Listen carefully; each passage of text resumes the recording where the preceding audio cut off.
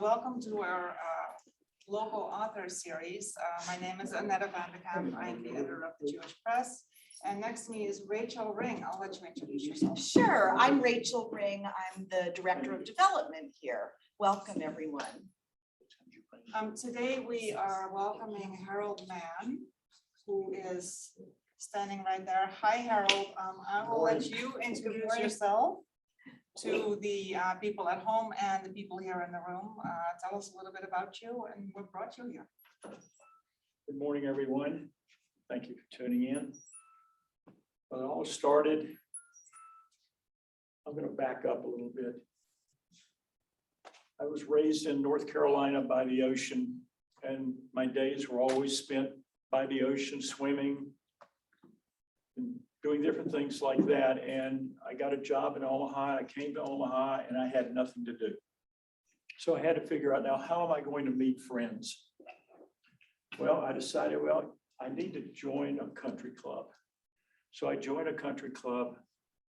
I went to the pro shop. I talked to the head pro there, and I said to him, I'd like to start playing with people of all genders, all ages. If there's a twosome or threesome, whatever it may be, I wanted to play with them. And the reason was, I knew that if I played golf with someone for 4 hours on a golf course, I would learn everything about that person. I would learn whether he was a nice guy, whether he had a temper, etc., which would also help me in business. So I fast forward from that, and I started working in a food processing company, and then I met my wonderful wife, Linda, and we were married. And we have 4 great daughters, 9 grandkids, and we have son-in-laws, which we love very much. Quick question, Harold. Did you meet Linda on the golf course? No. I Blind was just date. wondering. It's a blind date by her brother-in-law. And I'm going to interrupt you one more time because I think we forgot to introduce Charlie, right? So I don't know if anybody can see. And we have over Charlie. Zoom. Charlie's There's buddy. Charlie. Charlie's buddy used to be Marvin. And all my books were predicated on Marvin, the golf caddy dog.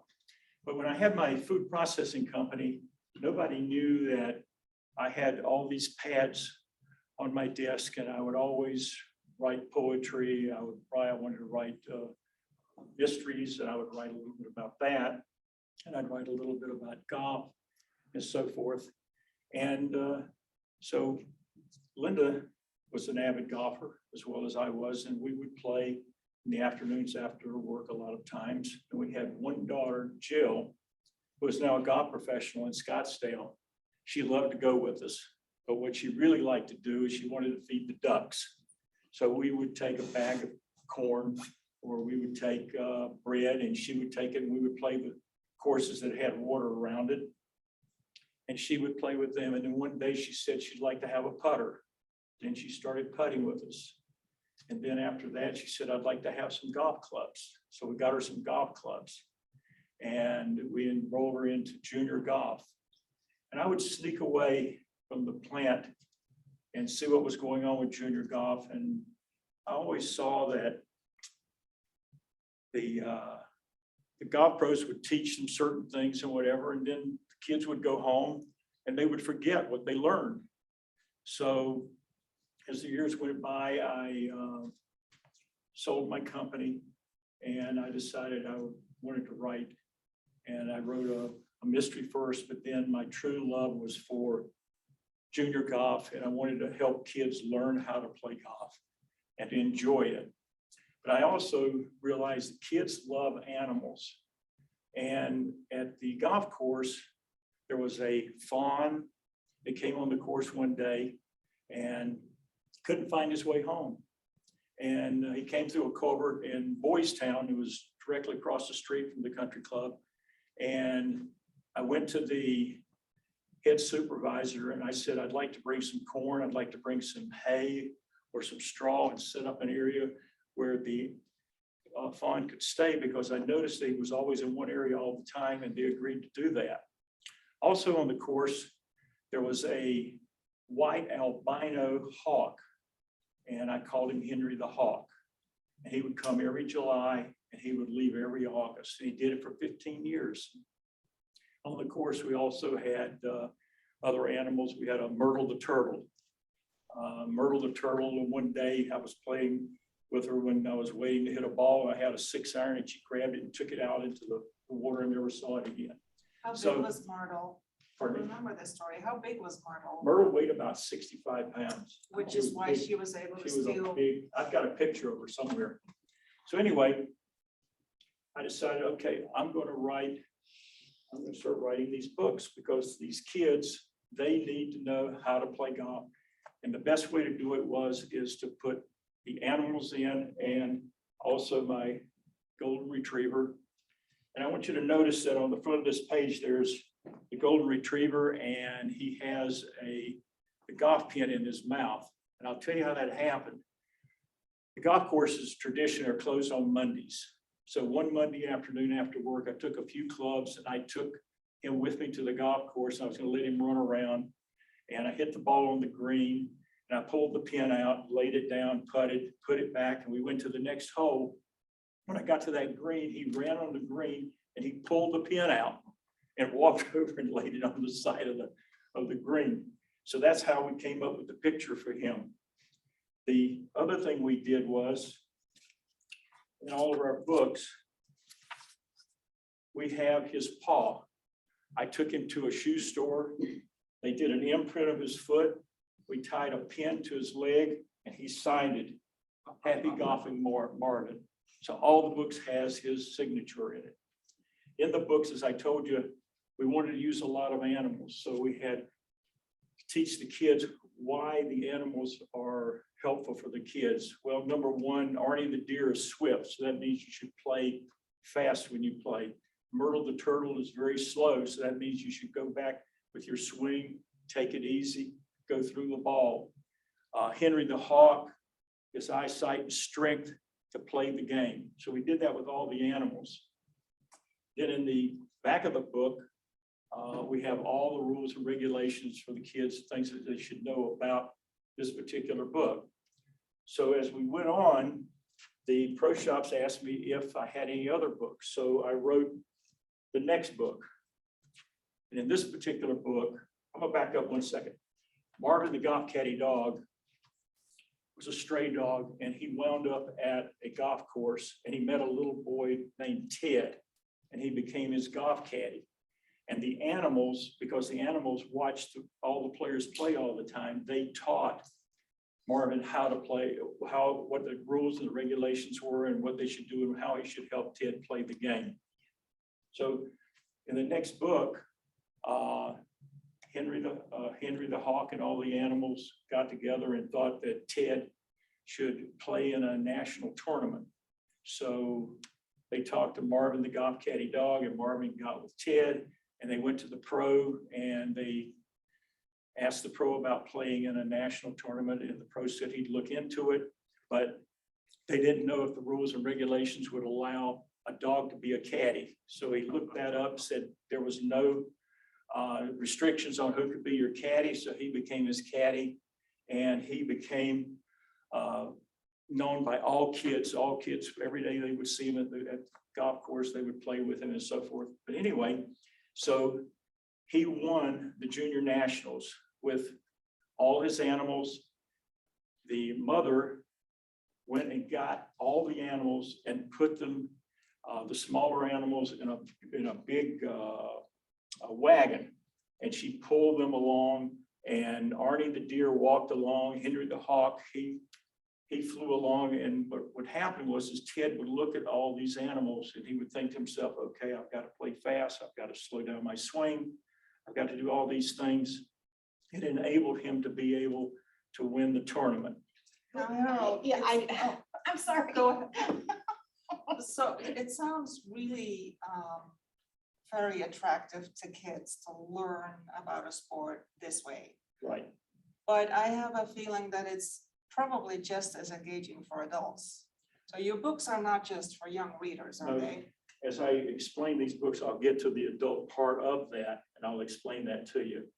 Good. But my question was about the second book. In the second book, the animals not only taught him sort of how to go fast, how to go slow, how to look, but they gave him confidence. Right, Right? exactly. That was, That was what it was all about. yeah, That gave him the strength and fortitude to be able to play competition. That's Yeah. what we did with that. was kind of, they were kind of his lucky charm. So on the golf course, with kids, as you know, there's always a lot of bullying. And the PG asked me to write a book about bullying on the golf course. So I decided, we need to put a little girl into our book. So we came up with a little girl named Molly. And what we did with that book is Marvin became her golf caddy by accident because Ted went on vacation. And he said, would you like for him to be your caddy while you're going to all these golf tournaments? And she said, boy, that would be great. So what happened was he would always nudge her along, explain to her different things and how she could have the strength and fortitude to play against these kids who were bullying her. And she was able to win the junior nationals by doing that.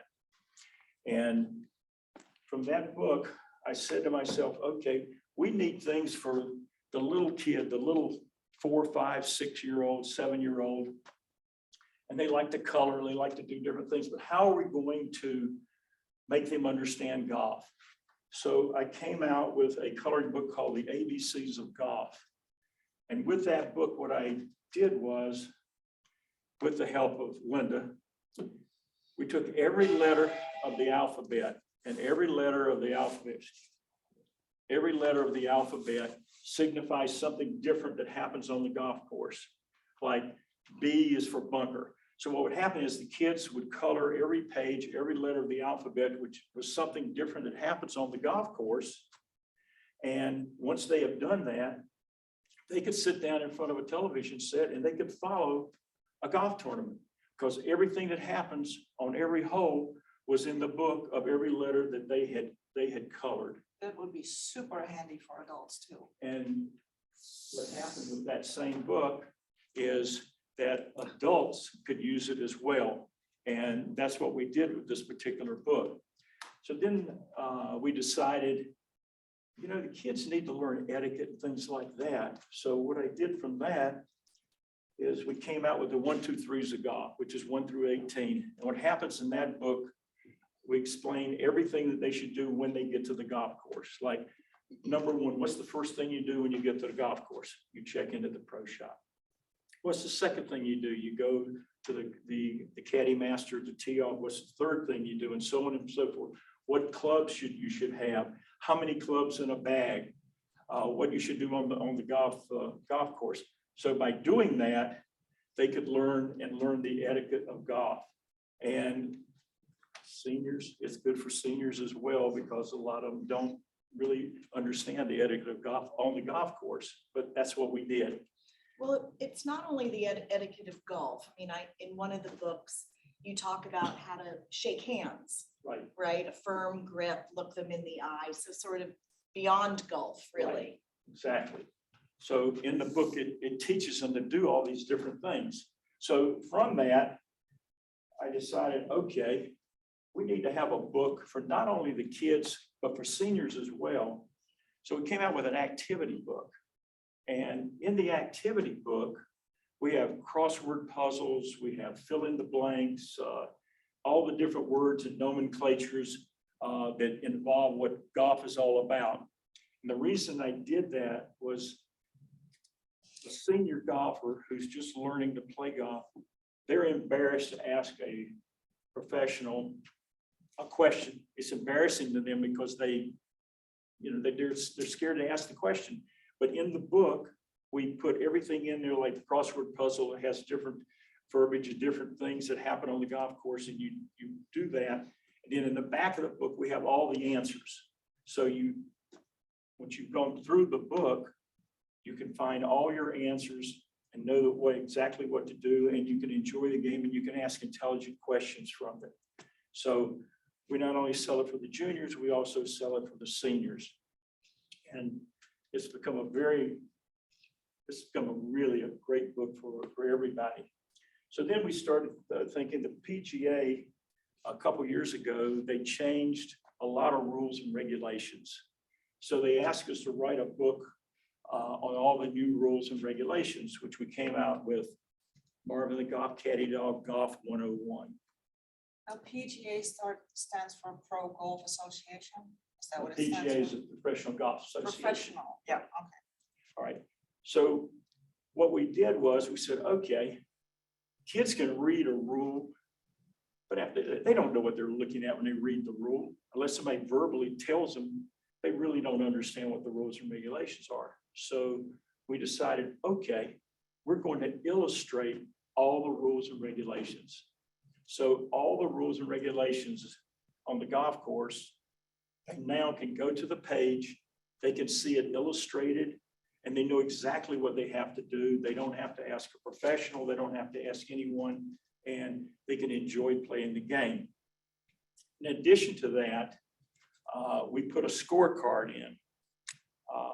Many of you don't realize this, but only about 20% of the golfers that play understand what a scorecard is. All they know to do is put down the score. So what is the scorecard? That's what, so the scorecard, it has your handicap, it has all the different things that you should know well, you can't see it from here, but it tells you your different strokes, your tee area, how many yards it is to a certain hole, etc. We also, in the book, we put down what you should wear, what you should have in your golf bag, what are the different things that you should have in your equipment and so forth. And then from that, we took a par 3, a par 4, and a par 5.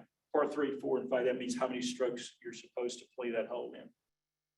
But what we did was we put all the different things that could happen on the golf course. Whether you go in the water, if you are in a sand trap, or whatever it is, we put all the different words and so forth. And then in the back of the book, we have a glossary that tells you exactly what that is and what you have to do. And that makes it easy for whoever plays to do that. As I said, we set this up for juniors, but we're selling the heck out of this for seniors, even though it's set up for kids. They need to know what they're supposed to do on the golf course, and they don't have to read something and say, well, I really don't understand that. This is how you do it. It's been illustrated to you. In the same book, what we did was, for the kids, we put in there, okay, Golf 101 belongs to who? You put your name in there. We put down in here what you need to, when you finish playing, what I need to work on, what my scores were, etc. And it's, and then we have all the golf terms in the back of the book as well. This is our biggest seller, and it's amazing because it fits right in a golf bag, and they can do whatever they want to do with it. But this has been one of the great things we've got. So Harold, if I could just ask a question, I mean, twice you've mentioned the fact that the PGA asked you to write a book. Can you talk a little bit about that? The reason why no one in the golf industry had ever done anything for juniors. They'd come out with for the sake of argument, a foo-foo book. A foo-foo book means there's a teddy bear there, and the teddy bear picks up a golf club and a ball, and he putts it. Well, that doesn't mean anything to them. So I put it in terms where the kids can read as a book or as coloring books. They can learn from that. And so we have taken the whole gamut, and they can understand everything about the golf game. And no one has ever done that. And that's why we've been successful in what we've done. One of the other interesting things that happened was, as we were writing the books, the courses, they would ask me, Harold, can you give me something besides the books? And I said, well, sure. So we came out with a head cover. As a matter of fact, we won a national award with this head cover.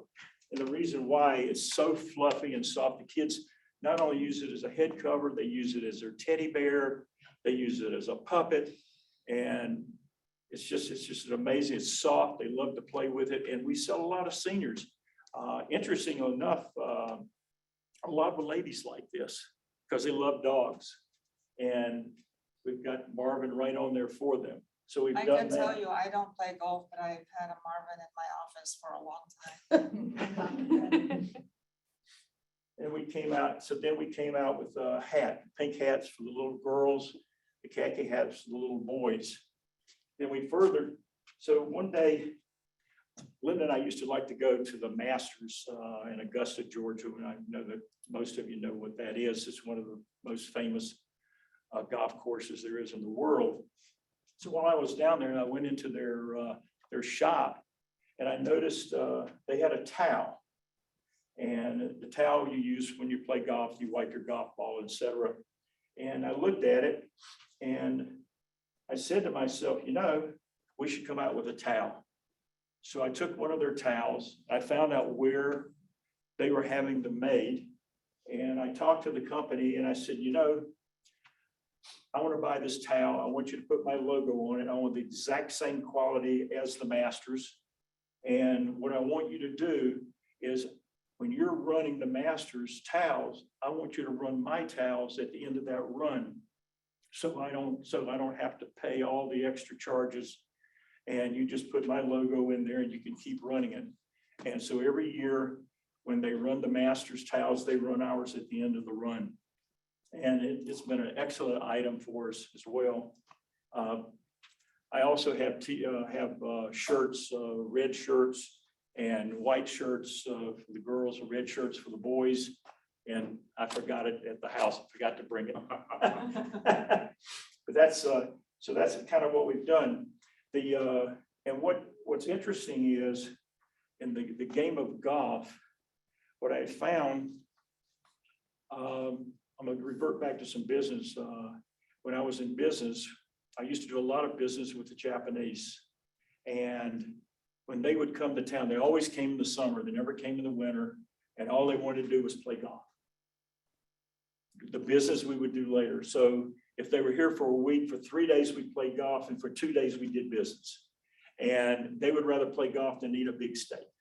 And they would buy golf clubs and have them sent back because they wouldn't have to pay all the charges that they would have to pay if it was in Japan. And that was very interesting to us. The other thing I was going to mention, I know a lot of people would like to write.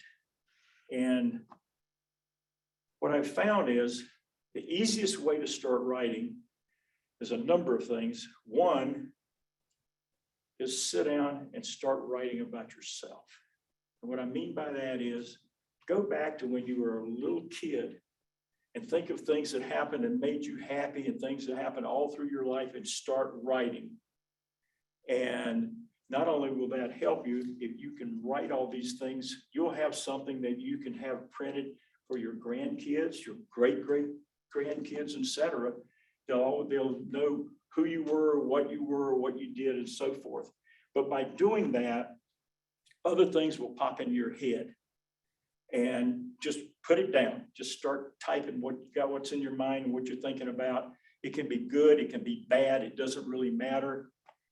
Just put it all down and eventually you'll use it for something. One of the things that I do is everybody dreams. And sometimes I'll have a dream that's just really great. And as you know, when you wake up in the morning, you've forgotten what that dream is. I force myself to wake up and I'll go to my office and I'll write down everything in that dream and I'll go back to bed. So the next morning when I get up, there it is. And it reminds me exactly what happened. So later on, as I'm writing a mystery book, I can put those into the book and intertwine it into what I'm trying to do. And that helps a lot. You do write mysteries and poetry and, Yes. and film scripts. Yes. Can you talk a little bit about I've those? written 2 mysteries. The second one I'm rewriting. You always have to re-edit because you always think of things that you need to do. And you need to add more pages maybe, or you need to add another scenario and so forth. So that's what I've done with those. Hopefully someday they'll make a movie out of it. I don't know, we'll see. My poetry, That's a very interesting thing.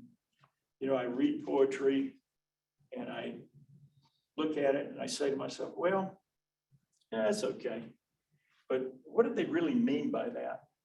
So what I've done is on one page, I've written what the poem is all about.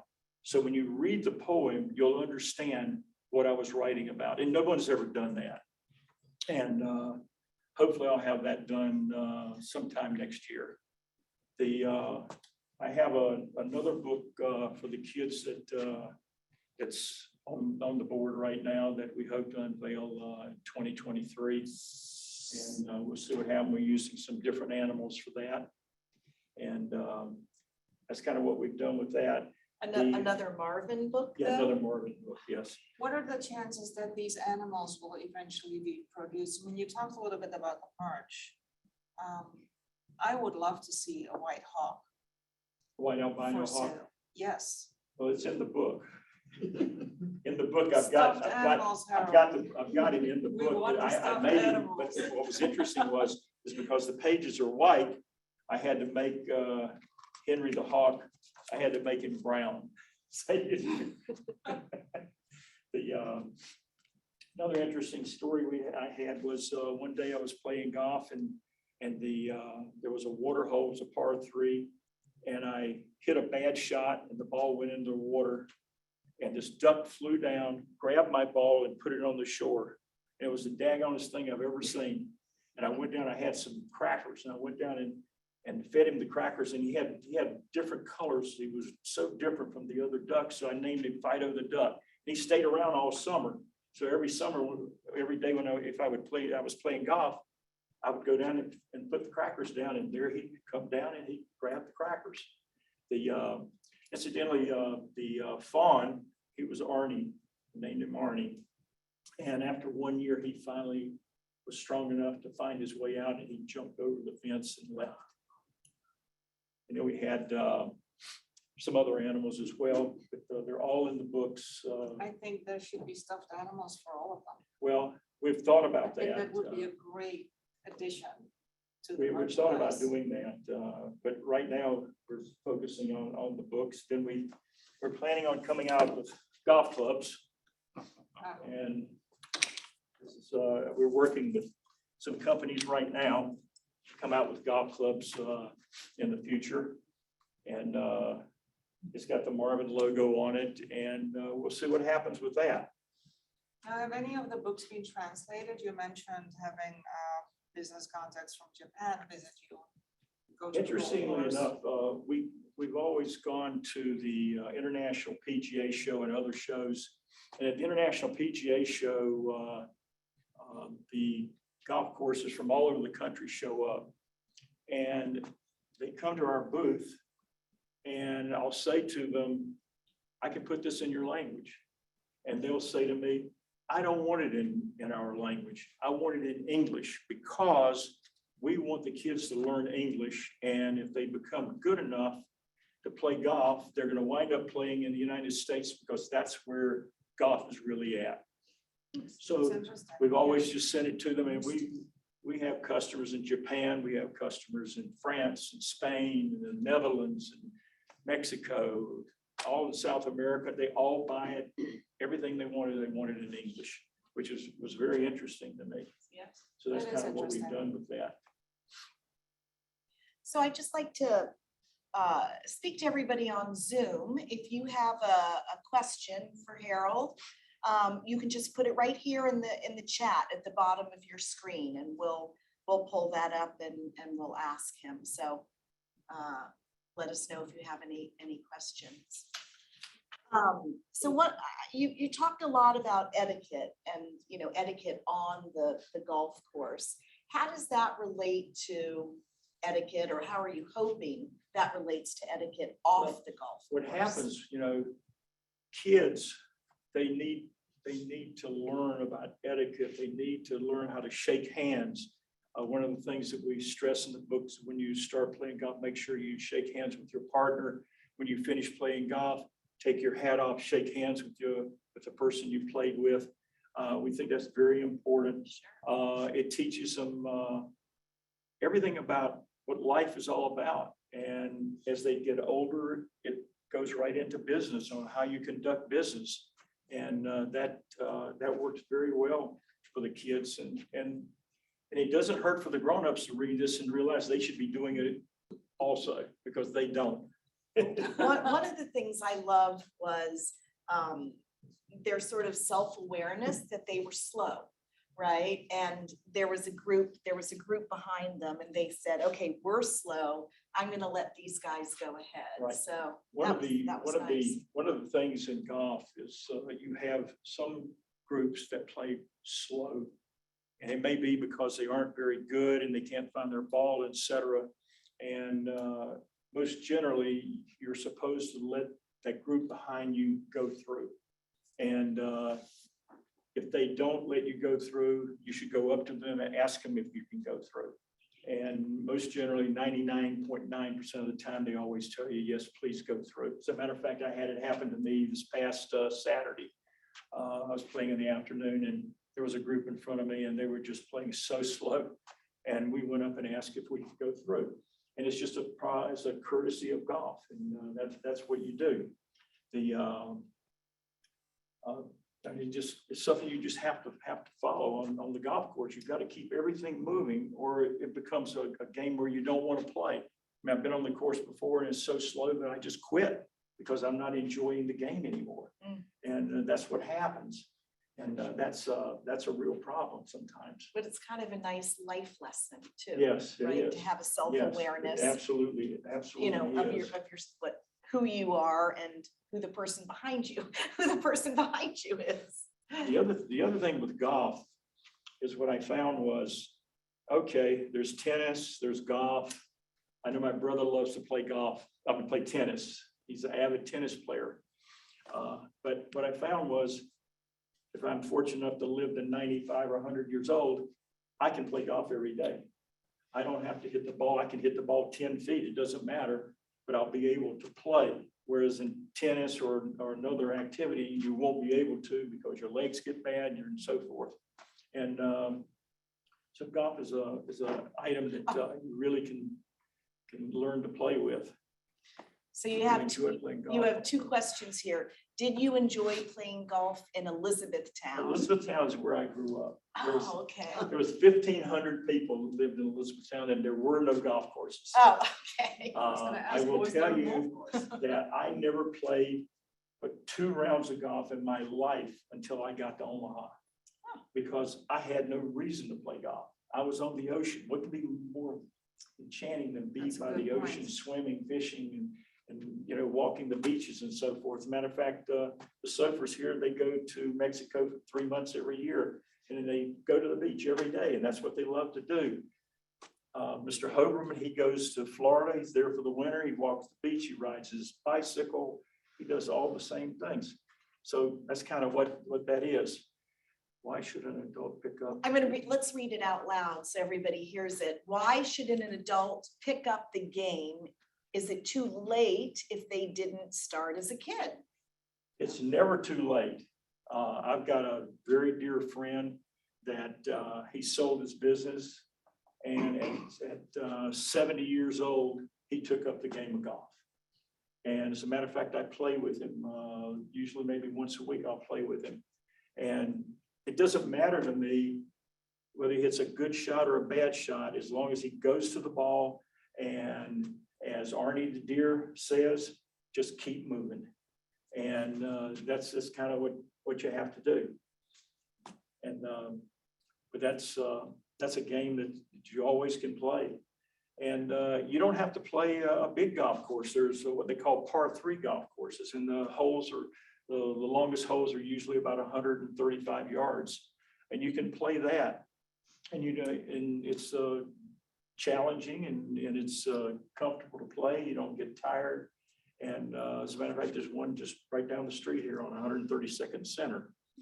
And but yeah, That was right by my house. it's something that you should always play. So you talked a little bit about, for instance, the difference between tennis and golf, but at the end of the day, why golf? What makes golf so unique and have such a different vibe than many other sports? Because it really is a world all on its own. Golf tests your mind. It tests your temper. It determines whether you say bad words on the golf course. It determines that whether you're a allowed? gentleman. That's not allowed, is it? It's not allowed, but they do. I know it's allowed in soccer. I You grew know, up with lots of it soccer. gives you humility. It gives you communication with other people. You get new friends.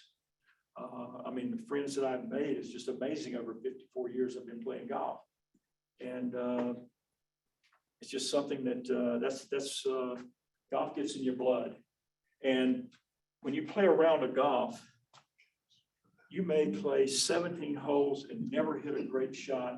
And on the 18th hole, hit this fantastic shot. It makes you come back to play golf again because you say, boy, I can do that every time. And that's kind of what happens with golf. So Jill has a question. If you want to buy one of your books for a friend looking to start, which book should I buy first? You should buy the first book, which would be Marvin the Golf Caddy Dog. And it introduces you to all the animals and everything that happens to be in golf.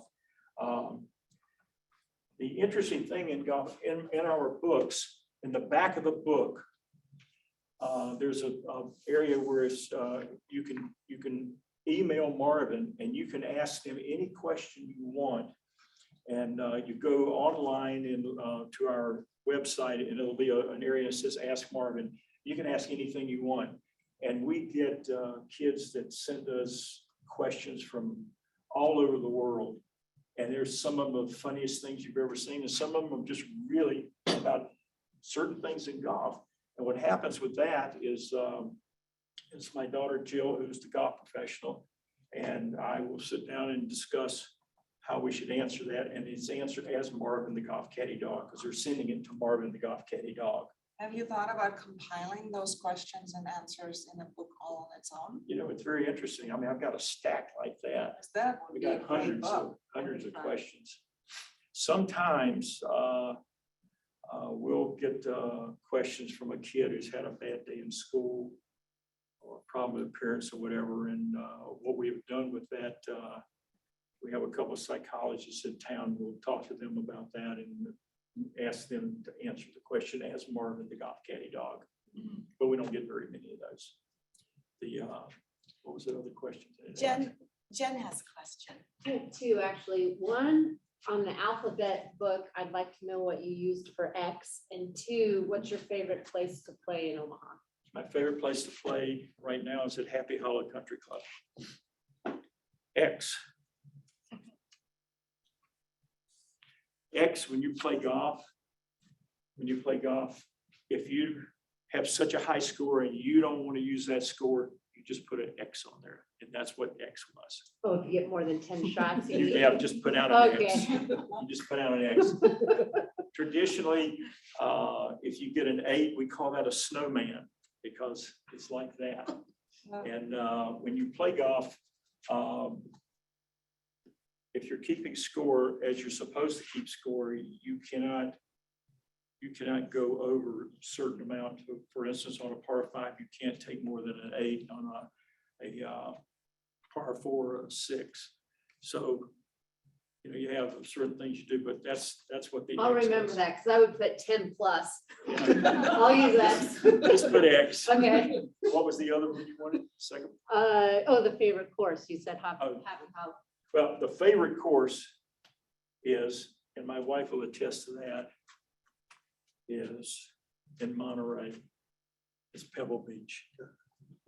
And the reason is that you not only can play, but like when Linda and I have been out there and the kids have been out there, we've all played, you can take your dog with you. They let people who aren't playing walk along with you or ride in a cart or whatever. Very expensive, but they charge you for everybody. That's fine, but that's truly the best course I've ever played by far. Have you played abroad?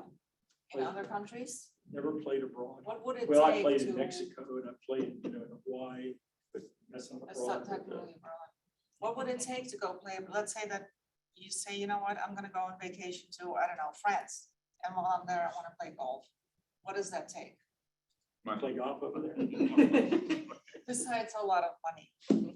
Well, what happens is if you want to play a different course in the United States or somewhere, you go to your golf pro and he contacts the course. And a lot of the courses will allow you to do that. A lot of them won't, but if you play a different course, they always want you to have a caddy with you. Because they know the course and you don't know the course, and they want to make sure you keep moving, and you don't hold anybody up. That's kind of what happens with that. Okay. So if I went to where your mother lives, I could play there, but the pro would have to contact them and ask if we could play there. And most generally, they will accept it. I have a question and a comment.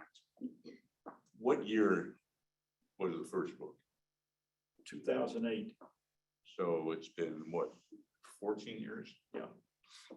My comment is, Harold, is that I knew you when you started in business and you created Mann International manufacturing corned beef. Is that right? Well, we made over 400 items, but that was. I remember the corned beef.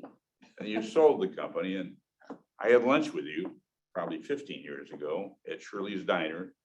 And you said to me, I have this idea that I'm going to write a book about Marvin, the golf caddy. And you showed me a prototype. And you went out and you hired an artist to illustrate the book for you. And you told me all your concept. And I saw that idea germinate and grow. And I just marvel at your creativity and the different books that you've come up with. And now the additional kinds of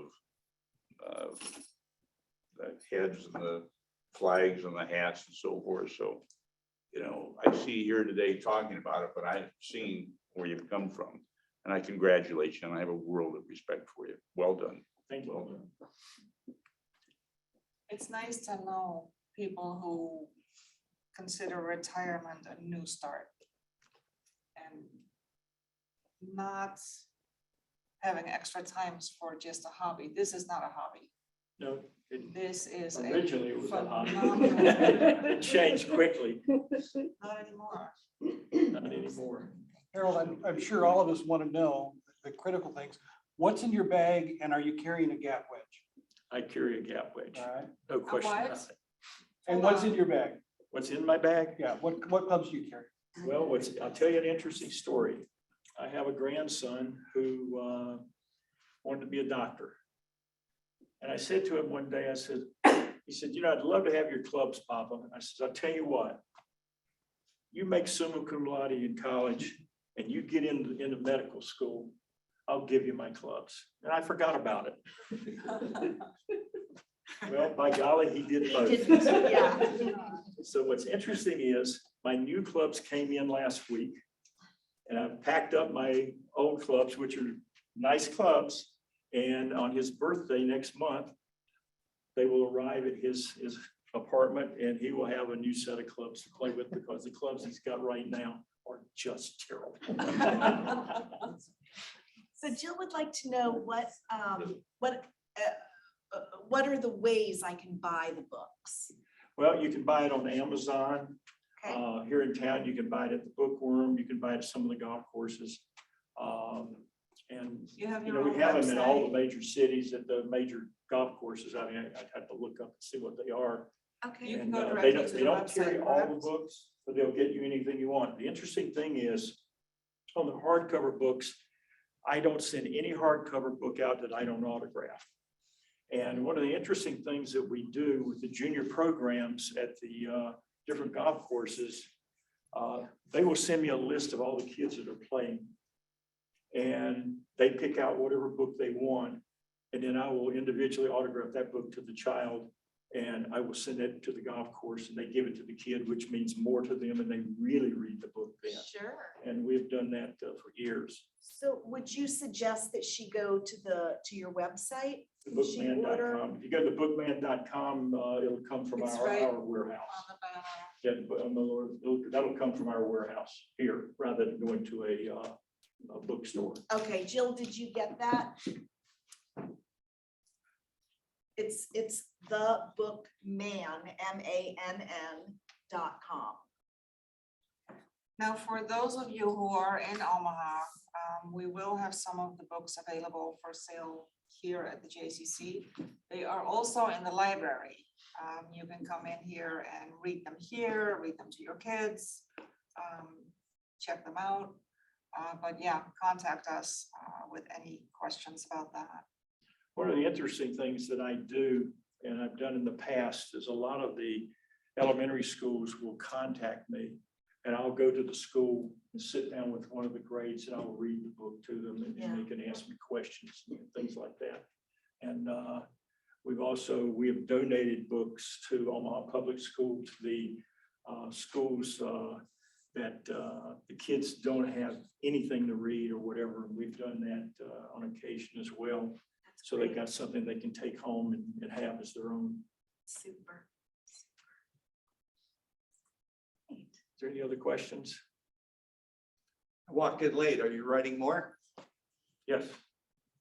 Yes, I am. Still on golf? Golf and mysteries and poetry. Okay. So I want to know a little bit more about the poetry, because of course, I write for a living, but very differently than the way you write. Poetry, I can't do it. I've never been able to. How does one sit down and write poetry? How does that process work? I'll give you a perfect example. I'm going to write one right now. As I sit in this room and I look at all these wonderful people, what do I see? I see smiles, I see tears. I see people from all walks of life. So what do you really see? You see people who want to know more. That's why they're here today. So thank you for coming. There's a short poem right there. And that's just what you do. And that's what I do. I'll go sometimes, I'll sit down in a restaurant and I'll see this very unusual person. And I'll write a poem in my head. And as soon as I get home, Linda will say, "What are you doing?" I said, I'll be with you in a minute. I got to do something in my office. I'll go on a scratch pad and I write down everything that I was thinking about for that poem. And that's kind of what I've done. You just got to just let it get out.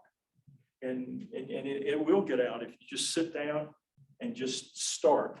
It can be write something terrible, write something happy, whatever, it'll just come out. Just have to do it.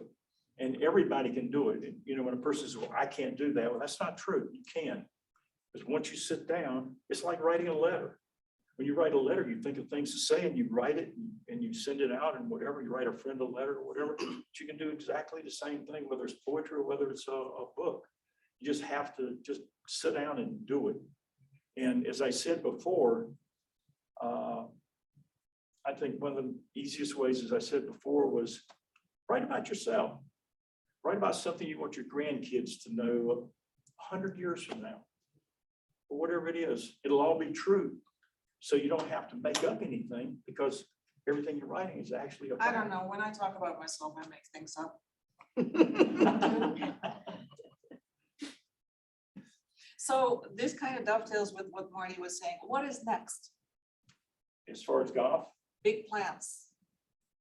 well, like I said, I've got another book on the boards using some new animals. It's going to be very interesting because it's going to take place with a walrus, A walrus? a shark. And On it's the golf all, course. these animals are nicknames for golfers, for certain golf players. A bear and a tiger. A tiger. Tiger the tiger. I can't wait. So I've got one that's on the boards for that. So it'll be a fun book, and it'll have all the rules and regulations, because what happens with these animals, they're at a place like Pebble Beach, let's say, and they see all these golfers play, and they see them hit the ball in the water and all the different things, and they learn about golf as well, and they become buddies with Ted and Molly. How does a tiger and a shark end up on a golf course though? Like, Well- where does the shark live? I have a The question. tiger and the bear, they were at a circus. And their door didn't get closed one night, and they escaped. And they wind up at this golf course in the woods. And they start watching golf, and they meet Ted. They meet Marvin first. And they become friends, and then they live in the woods, and they follow the kids, and they learn about golf, and they help Ted and Molly when they hit the ball in the woods. They find the balls for them, and so on and so forth. That's just kind of how you do it, and I'll edit it and re-edit it, and have the artist do different pictures and so forth. Fun. And what happens is when I do the books, I draw all the animals, draw all the pictures and everything, and I hand it to an artist, and then he makes it look beautiful. And that's kind of what we do with that. So that's kind of something we're doing. In our mysteries, like I said, I'm re-editing those. And hopefully someday something will happen with that. The book on poetry. The problem with the book on poetry is I keep coming up with poems, so I can't end the book of poems because it just keeps getting bigger and bigger. And so that's kind of what we're doing with that. Annetta, for probably over 20 years, Harold has been writing poems at every holiday. And it can be Thanksgiving, it can be a Jewish holiday, I know we've published some of it. and he writes it for his children. So we have a compilation of all, since my parents were alive, of stories he has told. So now that we've lost a lot of our family, they all come alive to our children because he's got them all written. That's beautiful. I'll tell you an interesting thing that I do and have done in the past. We're going back years ago. A friend of mine who was a doctor, his daughter was getting married, and he said, I got to write a speech. He said, I don't know how. I said, I'll write it for you. He said, you will? And I said, yeah. He said, well, how are you going to do it? I said, it's very simple. I'm going to write it, and at certain spots, there's going to be a blank right there, and I'm going to put down in parentheses, this is where you cry. This is where you tell a joke. And so I wrote it for him. Well, he told a friend of his, and that friend called me, and I did it. And over the years, I've written for weddings, speeches for people. And I tell them where to cry, where to laugh, who to congratulate. Don't forget the great aunt or whatever. We could use it for annual meeting. Yes. I especially love that this is where you're going to cry. That is I great. love it. How many years were you in the food business? 35. So how come you haven't written something about the food business? Well, Oh, that's a As good question. as I said earlier, I'm writing about myself, like autobiography, a biography rather, and well, as a kid all the way up to now. So in the book, it will be things that happen, interesting things, that we have done, and so forth. How far along are you on that book? Well, I write all the time. I just got ledgers full of Yeah. writings, and pads and whatever, and I got them stacked everywhere. And eventually I'll put them all together and Oh, and, that's it'll nice. be made into a book. Yeah, I want to do that too. I might have to come to you for a little. All you have to do is just start with as you were a kid, something interesting happened as a kid all the way up to today. And that writing is easy because everything is true. So that's an easy way to write. And you can do that anytime. Everything that I write, I don't put on the computer first. I write it in a pad. Just take a pad and I write. I'll be on a trip on a plane or whatever, and I'll write everything. I write all my books on pads before I ever put it on a computer. And I edit it and then I put it on the computer and then I have it checked by an editor to make everything come out correctly, all the verbiage and so forth. As a matter of fact, my brother Larry's helped me a lot on some of my books. He'll critique it for me and help me with that. I'm wondering if there are any more questions, because we are, believe it or not, coming towards the end of our hour. Steve, you don't have questions?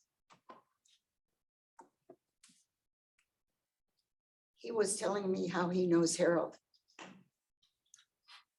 Phone conversation. Right. Phone conversation and a He tour. wants to tell you when you're done how he knows you. Well, Harold, we'd like to thank you so much Thank you for for having me. coming and sharing your expertise and your knowledge and your story. It was very, really Believe it or not, interesting. Linda and I are getting ready to get on a plane.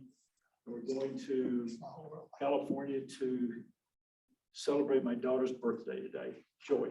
Happy birthday, Joy. Oh, we really, Wonderful. happy birthday, Joy. We really appreciate you stopping by here first. And the recording of today's program will be online as soon as it is edited and made to look nice and tight. So keep an eye on the Jewish Press. We will add it to our website. Thank you. Great, thank Thank you. you. Yeah.